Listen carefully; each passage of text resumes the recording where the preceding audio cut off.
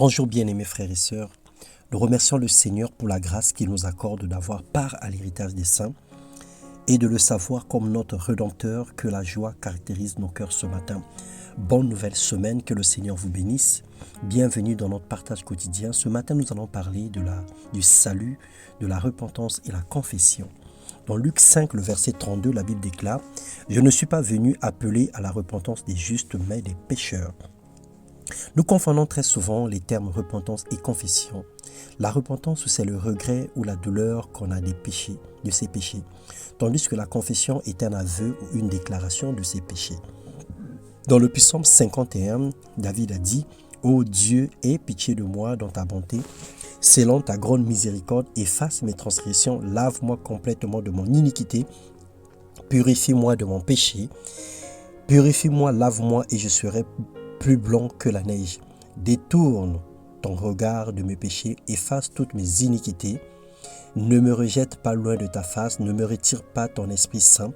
Délivre-moi du sang versé. » Il est primordial de reconnaître que l'ampleur de son péché, reconnaître sa culpabilité et l'offense faite à Dieu. Il a fallu que Dieu confronte David par la bouche du prophète Nathan afin qu'il y ait électrochoc lorsqu'il a dit « Tuez cet homme-là » dans 2 Samuel 12, le verset 13.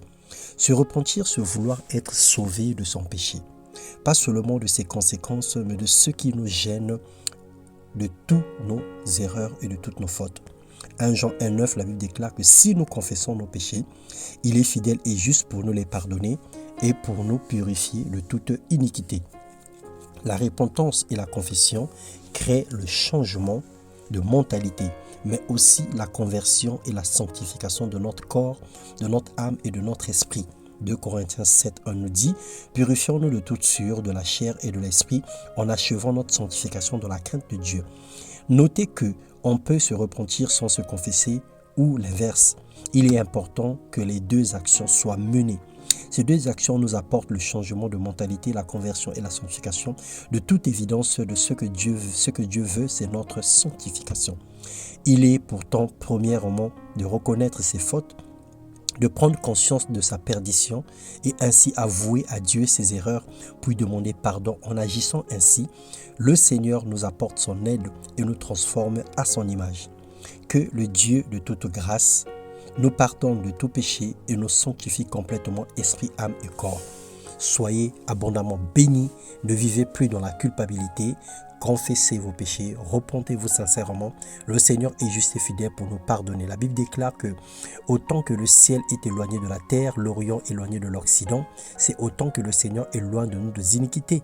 Et le Seigneur ne nous rejettera pas. Par amour pour lui-même, le Seigneur a donné son Fils à la croix, qui est mort pour nous, afin que quiconque croit en lui ne périsse pas, mais qu'il ait la vie éternelle. Alors bien-aimés frères et sœurs, quel que soit ce que tu as fait, quel que soit le mal que tu as commis, quel que soit le poids de tes erreurs, de ton péché, reviens à Dieu, confesse tes péchés, repens-toi sincèrement.